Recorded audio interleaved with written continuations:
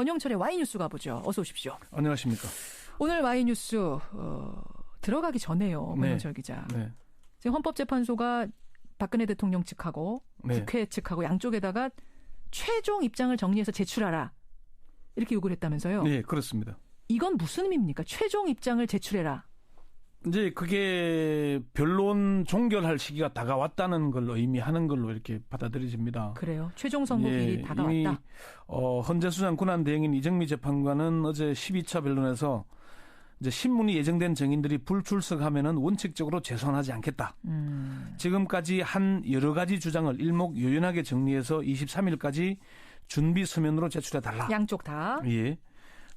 그러면서 이제 세 차례 증인신문에 응하지 않은 고영태 전 이사, 유상영 전 부장의 증인 채택을 직권으로 취소했습니다. 안 나오면 말하라. 네. 예. 그래서 이게 국회 소추위원 대리인 단장인 황정건 변호사는 이건 상당히 의미가 있다. 그 점 변론이 종결될 걸로 받아들였다. 이렇게 얘기를 했고요. 예, 예. 물론 이제 피청구인 측 대리인은 대통령 직접 출석을 상의해 보겠다. 피청구인 측 대리인이라면 이제 박근혜 대통령 예, 측 예. 변호사. 그러니까 그 얘기는 대통령 직접 출석을 상의해 보겠다는 얘기는 자기들도 변론 종결이 임박했다는 걸 느낀다는 얘기거든요. 그렇죠. 그래서 대통령 직접 출석을 내세워서 좀 기일을 끌어보자 이런 의도가 보이는 거죠. 예정대로라면 2월 22일 222 그날이면 모든 변론이 종결됩니다. 종결되는데 박근혜 대통령이 내가 직접 나가서 한마디 하겠소라고 하면은 더 늘어날 수가 있는 거죠. 뭐 그것도 굳이 뭐 지금까지 의견서를 냈고 예. 또 대리인들이 충분히 입장을 전달했잖아요. 예. 나온다는 게 계속 안 나온다 그러다가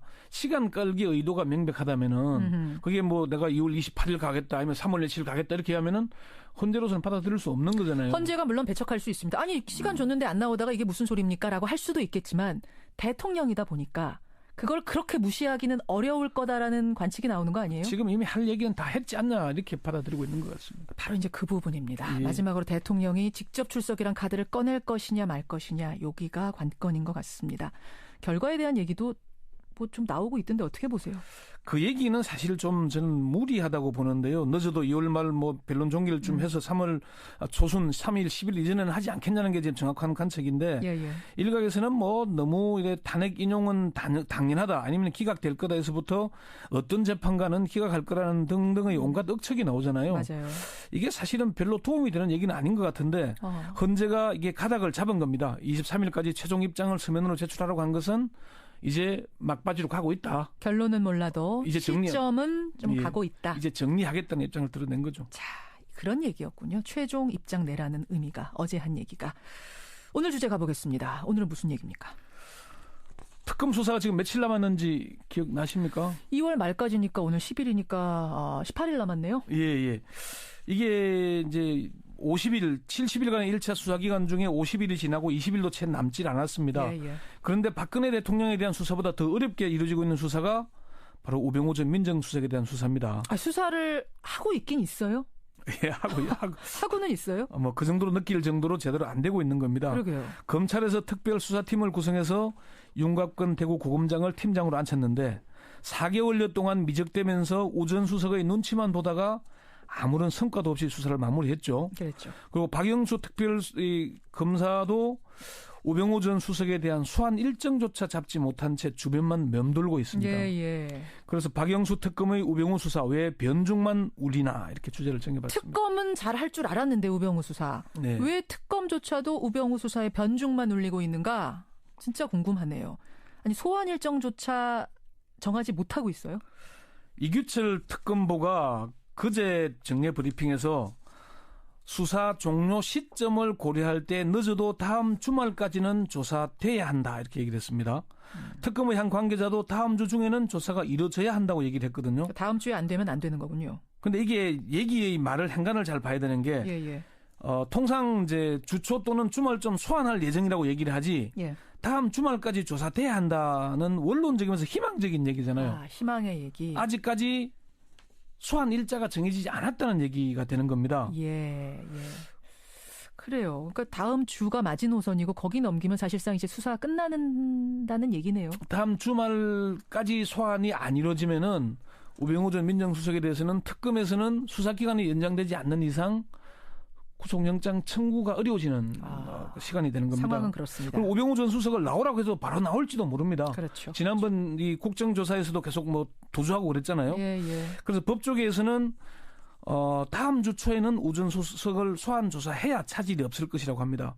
늦어도 13, 14일쯤 조사를 해야 15일이나 16일쯤 사전구속영장을 청구하고 법원 영장 심사가 또 2, 3일 걸리잖아요. 예. 그렇게 얘기를 하는 겁니다. 특검이 지금 왜 그럼 진도를 못 내는가? 특검 수사가 왜 변죽만 울리는가? 왜 핵심을 피하는 건가? 왜입니까? 이게 사실 좀 특검 수사, 오병우 전 민정수석에 대한 수사는 핵심에 접근하지 못하고 빙빙 돌고 있다는 느낌을 줍니다. 검찰 출신의 한 중견법조인은 특검 수사의 핵심은 최순실 씨의 국정농단과 관련해 비호나 방조, 묵인, 은폐 이게 핵심인데 예. 본질에 접근하지 못하고 그림이나 코너링 같은 사이드로 돌면서 좀 스텝이 꼬이는 느낌을 주고 있다 이렇게 얘기를 하더라고요. 그러니까요. 그게 왜 그러냐는 거죠. 그게 좀 사실은 좀 이해하기 어려운 대목이긴 한데 오 전 수석이 법률 미꾸라지로 불릴 정도로 철두철미하다 보니까 결정적인 단서를 찾지 못하고 있는 건지 그럴 가능성 하나. 아니면은 특검이 봐주고 있는 건지 의문이 제기되는 대목입니다. 그럴 가능성도 하나. 네. 사실 지금까지 드러난 의혹들 중에 오병우 전 민정수석을 가장 확실하게 처벌할 수 있는 것은 롯데 수사와 관련된 정보 유출일 그렇죠. 것입니다. 그렇습니다. 예. 롯데그룹이 K스포츠재단에 70억 원을 추가로 냈는데 예, 예. 검찰이 압수수색에 들어가기 하루 전날에 70억을 돌려줬죠. 그렇죠. 3개월간 밀당을 하면서 겨우 받아낸 돈인데 왜 갑자기 돌려줬겠습니까? 수사 정보가 사전에 유출됐기 때문일 것이다. 예, 거기에 우병우 전 수석이 개입한 거 아니냐 이런 거죠. 이게 검찰의 수사 관련 정보는 대검을 통해서 법무부에 보고되고 다시 법무부에서 청와대로 보고가 됩니다. 민정수석실로. 예. 그러려면은 이 라인에 대한 수사가 이루어져야 되거든요. 예, 예. 법무부에서 청와대, 법무부에 누가, 청와대 누구에게 정보를 보고했다. 그럼 그 보고한 사람을 조사를 해서 보고받은 사람은 민정수석에 보고했는지 안 했는지. 예. 그리고 민정수석이 이거를 대통령에게 알려준 건지 아니면은 뭐 최순실 씨에게 직접 알려줬는지 그 여부를 확인해야 되거든요. 그렇죠. 그 수사가 이루어지지 못하고 있는 겁니다. 그럼 현직 검사들에 대한 수사를 일단 못하고 있기 때문에 그런 건가요? 그 라인을 따라가 보려면 현직 검사 수사해야 되는 거예요. 이게 이제 제가 특검 내부, 특검 사정을 잘 아는 중견 법조인에게 들은 얘기인데 예. 지금 특검 내부에서 현직 검사들 수사를 두고 갈등을 빚고 있다. 그런 얘기를 합니다. 그래요. 네, 그 얘기를 들었는데 이게 이제 방금 말씀드린 대로 법무부와 민정의 라인, 보고된 정보 보고 라인을 제대로 수사하려면은 법무부 수사를 해야 되죠. 예, 예. 청와대 민정 관련된 수사를 해야 되잖아요. 그렇죠. 이게 다 현직 검사들이거나 검찰에서 파견된 사람들입니다. 그 수사가 제대로 이루어지지 못하고 있다는 얘기가 되는 겁니다. 그러니까 현직 검사가 막혀 있다 보니까 이것도 저것도 안 되고 있는 겁니다. 그리고 또 현직 검사가 막혀 있는 게 왜 오병우 전 민정수석에 대한 수사가 지지부진하냐면은 예. 제가 이 모두에 말씀드렸던 대로 윤갑근 특별수사팀에서 예. 압수수색을 제대로 안 했습니다. 증거 확보를 한 게 없어요. 아하. 4개월간 미적되다가 아무런 결론도 못 내리고 말았잖아요. 그렇죠. 그러면은 이게 직무를 유기한 건지 아닌지 검찰 내부에서 조차도 예. 윤곽근 특별수사팀장도 수사해야 되는 거 아니냐. 그런 의견이 나오고 있을 정도거든요. 그런데 현직 고검장을 직무유기라고 그게 참 쉽지가 않은 문제 아니겠습니까?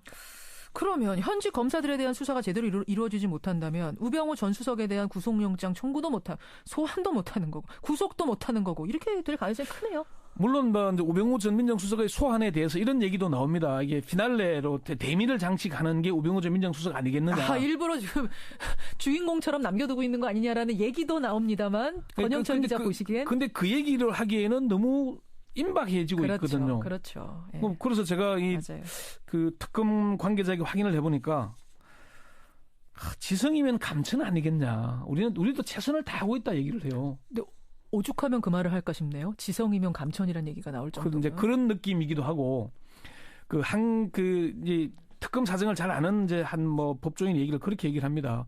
수사팀은 정말 열심히 하고 있다. 그 수사팀이 그 블랙리스트로 수사한 팀입니다. 예, 예. 특검 안에서도 이제 팀이 나눠져 있죠. 이영복 특검보가 지휘를 하고 있는데 김기춘, 조윤순을 구속할 정도로 열심히 한 팀인데 그 팀이 최선을 다하고 있는데 이게 뭔가 수뇌부에서 좀 막히고 있는 게 아닌가. 지금 수뇌부 회의를 어떻게 하냐면은 박영수 특별검사, 특검보 박충건, 뭐 이용복, 이규철, 양기식 특검보, 예. 윤석열 수사팀장 6명이 수뇌부 회의를 한다 그래요. 예. 그런데 그중 3명이 우병우 전 민정수석과 아주 밀접한 참 가까운 사이들입니다. 박영수 특별검사가 그렇죠. 그리고 그 양기식 특검보는 친구 사이죠. 예. 윤석열 수사팀장도 참 서로 가까운 사이입니다. 그러다 보니까 이런 상황이다 보니까 뭔가 제대로 막혀 있는 게 아닌가. 그런 의혹까지 제기되고 있습니다. 5385님, 특검 연장 이래서 반드시 필요합니다. 반드시 처벌할 사람 처벌해야 됩니다. 좋은 의견 고맙습니다. 권영철 선임 기자 수고하셨습니다. 네.